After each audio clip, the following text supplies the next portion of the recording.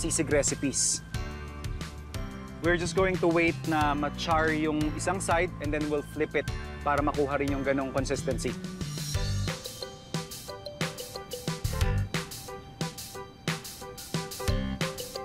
So maganda na yung pagkakaihaw ng ating hito.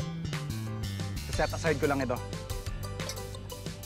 Right? So we have here our onions. Ako, mas bet ko yung mas maraming sibuyas. Lagyan lang natin ng konting vinegar. Asin. Brown sugar.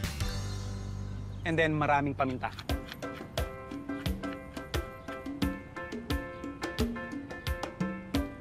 So next up yung ating chilies.